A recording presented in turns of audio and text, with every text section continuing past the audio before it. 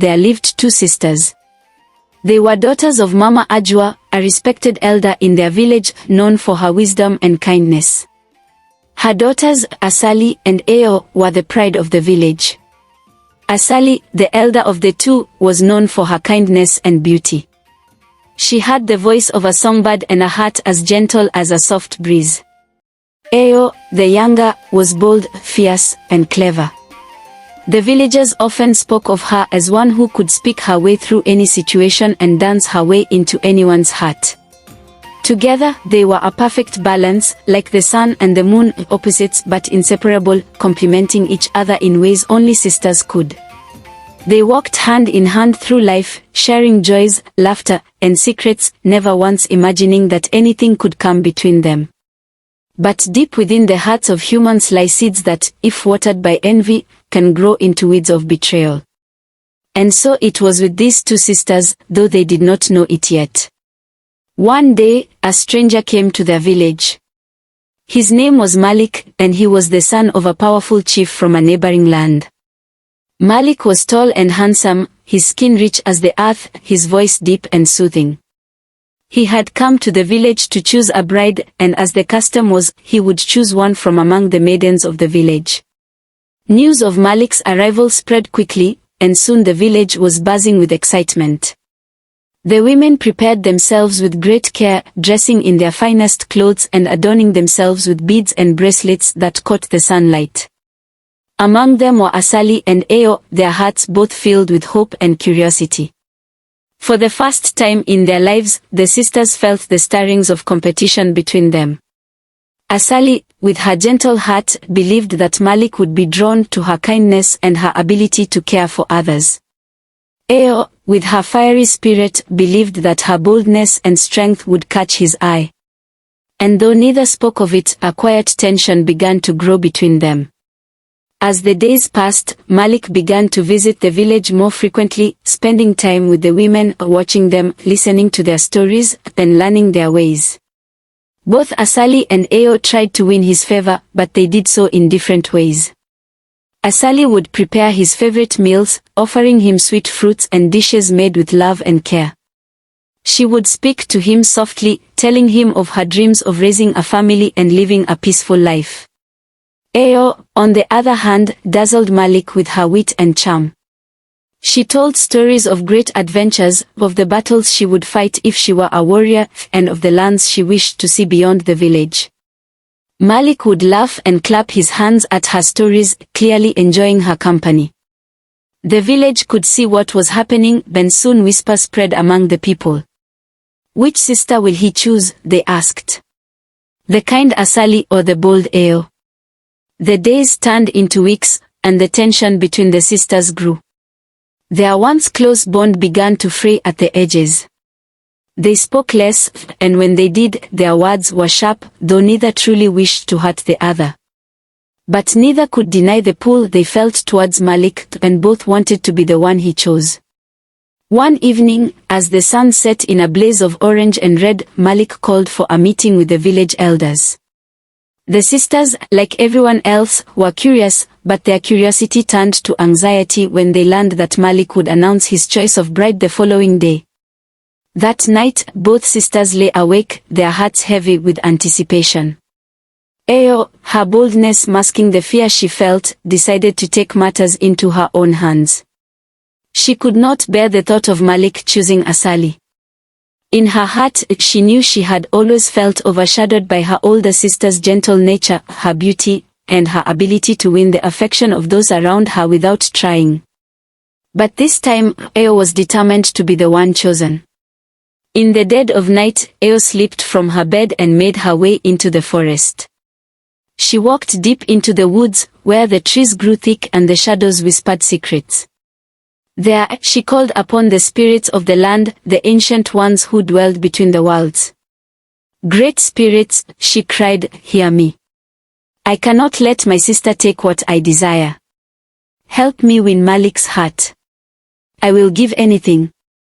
The spirits heard her call, and from the darkness, a great serpent slithered forth. Its eyes gleamed in the moonlight, and its voice was as smooth as silk. You call upon the spirits to change your fate, the serpent hissed. But are you willing to pay the price? I am, Eo replied, her heart pounding in her chest. Very well, the serpent said. To win Malik's heart, you must make a sacrifice. You must betray the one you love most. Eo hesitated for only a moment. She thought of Asali, of their childhood together, of the love they shared. But the thought of losing Malik was too great a burden to bear. She nodded. I accept. The serpent smiled and whispered a curse into Eo's ear, a curse that would change her sister's fate forever. With that, it slithered back into the shadows, leaving Eo alone in the dark. The next morning, as the sun rose over the village, Asali woke to find her body changed. Her once beautiful skin had turned rough and scaly, like that of a serpent. Her face, once admired by all, was now deformed, and her hair had fallen in patches. She screamed in horror, but no one could understand what had happened. The village was in shock, and whispers of dark magic filled the air. Malik, upon seeing Asali's transformation, withdrew his proposal. He could not marry someone cursed, he said, no matter how kind and beautiful she once was. Asali, heartbroken and humiliated, fled into the forest, leaving the village and her sister behind. Eo watched her sister's departure with a heavy heart. Though she had won Malik's favor, the victory felt hollow. The price she had paid was too great, and the weight of her betrayal pressed down on her like a stone. She had betrayed her own blood, and now nothing could undo what had been done. Asali wandered deep into the forest, where she came upon an old woman who lived in a small hut by the river. This woman, Nia, was known to the villagers as a healer, one who understood the ways of the spirits and the secrets of the land. Nia took one look at Asali and knew what had happened. Child, she said, your sister has wronged you, but there is still a way to undo the curse. How? Asali asked, her voice filled with despair. To break the curse, Nia said, you must forgive. Only then will the darkness be lifted from both your hearts. Asali's heart ached at the thought. How could she forgive Eo for such a betrayal? How could she find it in herself to let go of the pain and anger that now consumed her? But as she sat by the river, staring into its depths, Asali remembered the love she once shared with her sister. She remembered their laughter, their secrets, and the bond that had once been unbreakable. Slowly, she began to understand that holding on to the pain would only keep the curse alive. And so, with great effort, Asali made her way back to the village. When she arrived, she found Eo waiting for her, her face streaked with tears, her heart heavy with regret. Sister, Eo whispered, falling to her knees, I am so sorry. I was blinded by jealousy and fear. I never meant to hurt you. Asali looked at her sister, and though her heart still ached, she knew what she must do. I forgive you, she said softly, and as the words left her lips, a great wind swept through the village, lifting the curse from her body. Her skin became smooth once more, and her beauty was restored. The villagers, seeing the power of forgiveness, gathered around the sisters, rejoicing in their reconciliation. Malik, realizing the depth of their bond, bowed his head in shame. I do not deserve either of you, he said, and with that, he left the village, leaving the sisters to rebuild their bond. From that day forward, Asali and Eo were closer than ever, for they had learned that no man's love could ever replace the love between sisters. And though they had been tested by jealousy and betrayal, they had found their way back to each other through the power of forgiveness. And so, the two sisters lived in peace, their bond stronger than it had ever been, and their story became a tale passed down through generations, a story of love, betrayal, and the healing power of forgiveness. In the end, the spirits of the land smiled upon the sisters, for they had chosen the path of love over hatred, of forgiveness over revenge.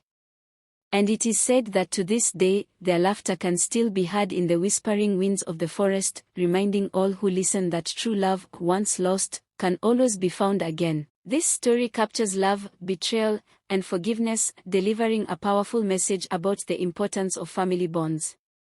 A powerful African folktale about love, envy, and the unbreakable bond between sisters. Please do not forget to subscribe, like and comment for more haunting African folktale stories on Tales of Life Stories channel, and turn on notifications so you don't miss a single tale.